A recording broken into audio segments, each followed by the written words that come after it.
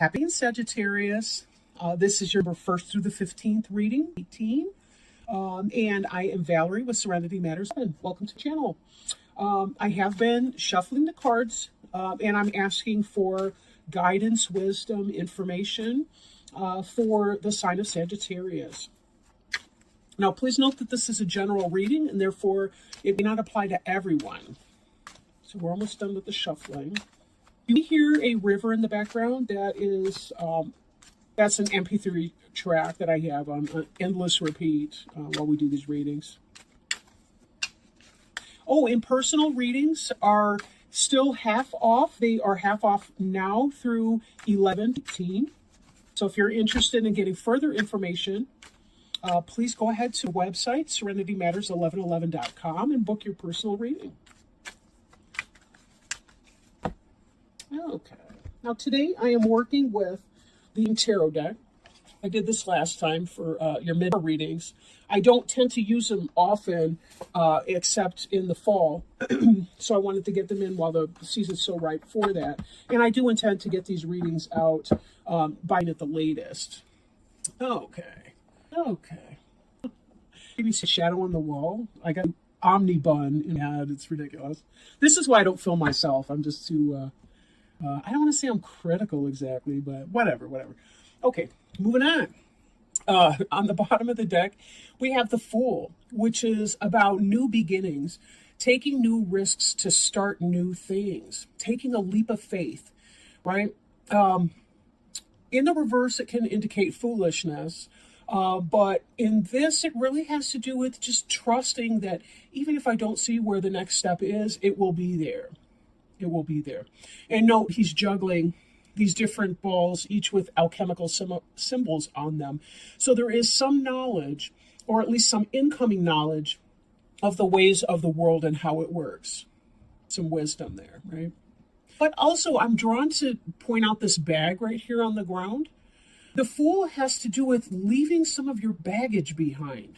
So if you've been struggling with something that's old, maybe from your childhood past, or something that has been in your more recent past, it could be that you're at a place now where you're able to leave your baggage behind you and move forward with all the faith and confidence that you're gonna be able to, I don't know, I feel like you're turning a page. You're starting a new chapter in your book, the book of your life, right?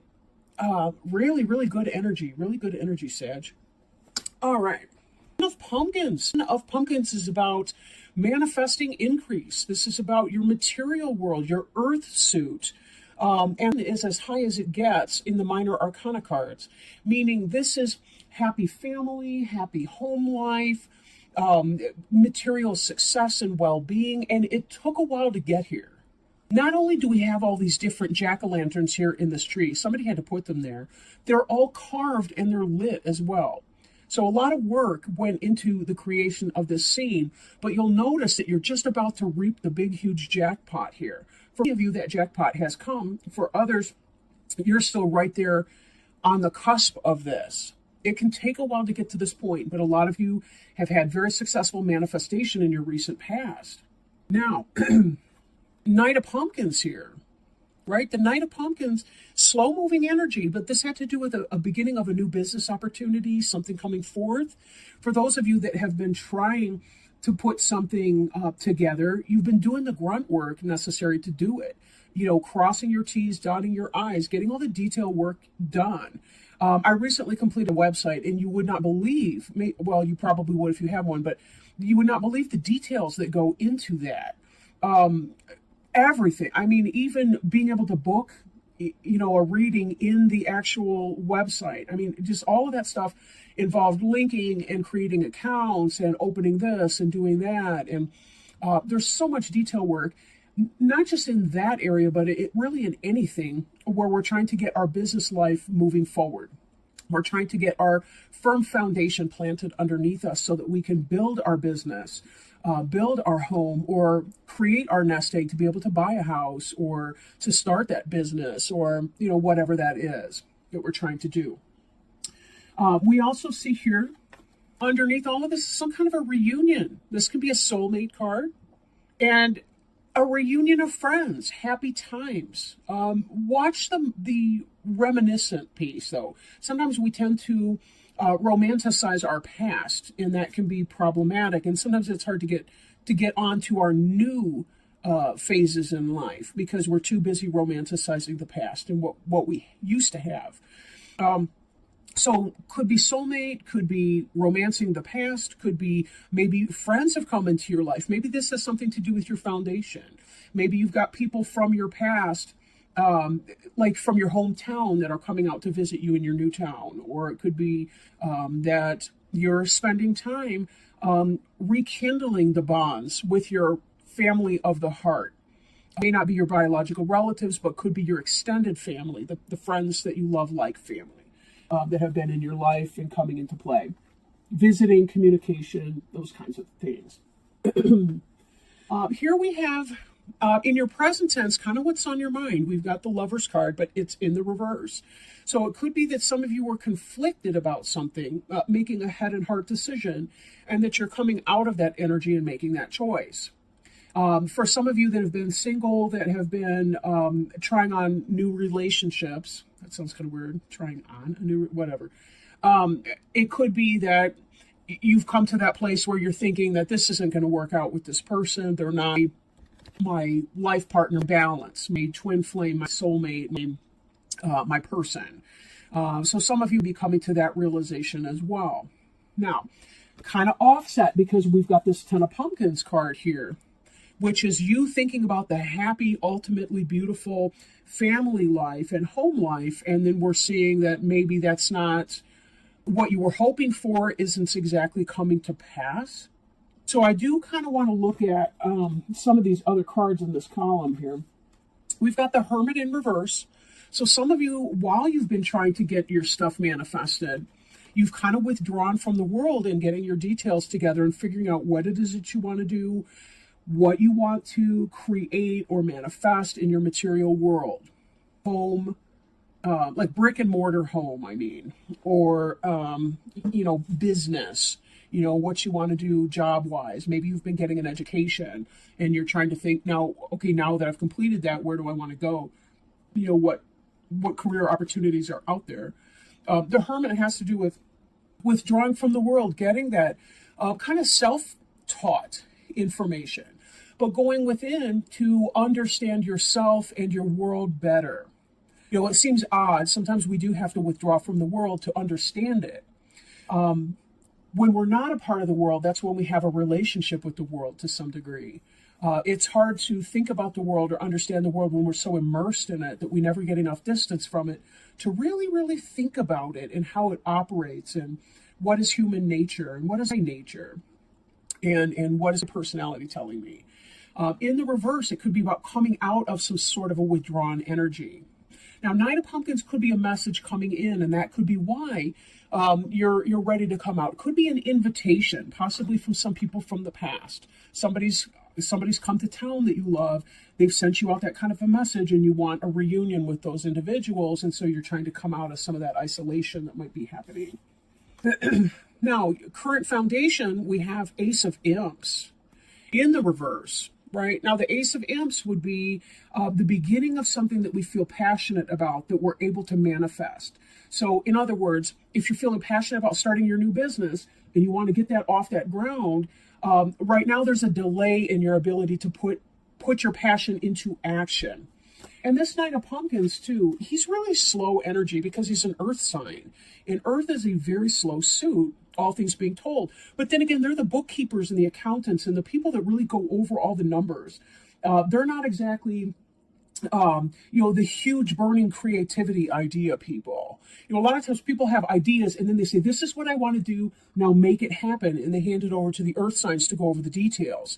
And that's sort of this balance that we have between fire or even air people and our earth people. Some people have a really good balance of all of those elements. So it's not, I don't mean to exclude them from this either. We're all trying to find a balance in our life, whether we realize that or not. But this delay, this would be some information that's coming in or has recently come in that might be about a delay, maybe not getting the loan that you wanted, or maybe it's kicked back to you, some business proposal or something. They want more information here or there, or maybe something wasn't quite, and forward, that there's some kind of delay here. So maybe this is going to be, for some of you for whom this is a business situation, it'd be about going over your plan, your business plan, your details, your textbooks, whatever that is, again, and looking that over more carefully, and seeing if you missed a step or if you missed some information that would be helpful for you to recognize. And future orientation, we have 8 of bats. This is kind of what's on the mind, what's on your mind. So there's some kind of anxiety that's going in here. For those of you that are in a partnership, when I look at these, and they are in a sequence from left to right, we have, and these have been what's on your mind, really. We have the stable, happy family life, past tense or moving into the past tense, could be present still, and the wish for this, but there's some kind of an imbalance that's going on in your home life in a partnership that would be producing some kind of anxiety for you in the future. Anxiety can be a combination of, I actually like to think of anxiety as being, especially when we're not sure what we're anxious about, we just know that we feel very uncomfortable. Like when we have panic attacks, it's kind of like we're feeling some kind of way emotionally. And we're having a mental thought like, oh, I shouldn't feel that way. I'm sure everything is fine. And the two of them come together like a cold and a warm weather front, and they smash together into an electrical storm. And that electrical storm, the thunder and lightning, is the panic attack, right? That can be what's happening because we have these thoughts and ideas and expectations that things are supposed to go a certain way. And then when they don't, we talk to ourselves in a bad way. And by bad, I mean in a way that's invalidating and that sometimes can be like pouring gasoline onto some glowing embers of fear. And then we wonder why we get this huge, kind of coming up. So we have to be careful how we talk to ourselves, because the way we talk to ourselves has a lot to do with our emotional processing of our experiences. And sometimes we do have a little bit more control over that. Now, I like to remind clients, I can control what I think, say, and do. And there's really not a whole lot else I can control in life. I can't control other people. I can't even control emotions, but I can control thoughts and how I think about reality. And in control thoughts, I can help reduce some of subjective emotional distress. Again, if you're not sure what I'm talking about, please book a private reading and we can go into some of this. Anxiety is a huge issue for the human population. Really, really huge. And it's very, very uncomfortable. If you've ever experienced a panic attack or anxiety at all, it is not fun. But there's a lot of things that people can do to kind of get that under control. And I do encourage people too, if they struggle with anxiety, see if your insurance plan has one-to-one counseling, or even group counseling coverage or therapy, coverage, something like that. If not, a lot of places do a sliding fee scale. So go to your local community center, or what have you. It's worth seeking out some information if you're not sure. Then here we have the Queen of Ghosts in the reverse. And in the upright, the Queen of Ghosts could be a water sign like a Cancer, Scorpio, or Pisces. Doesn't necessarily have to be. Could be somebody that you relate to like a wife or a mother, but again, it doesn't have to be sex specific. It could be a husband who's one of those nice, compassionate type guys, that's loving and supportive and so on. But in the reverse, this can be about somebody who's emotionally having an affair or cheating. It could be about somebody who's maybe being cold to you. They're not being loving. They're not being supportive. And that'd be some of what this anxiety is about. And this Queen of Ghosts here be tying back into this Lovers in the reverse card. It could be that your partner is not being loving and supportive, and that's making your anxiety worse, especially because you're struggling to get your business forward. And you're thinking, what the hell, Now, this card here, this is the basis of the future matter, where this is going. This is that lack of forward movement that we've already seen some slow ass moving. slow ass movement, but you see it's going very slow right here with this Knight of Pumpkins, and this is not taken off either. There's a delay in your business taking off, and this Chariot is in reverse. Now he's going, I want to say hell-bent for leather.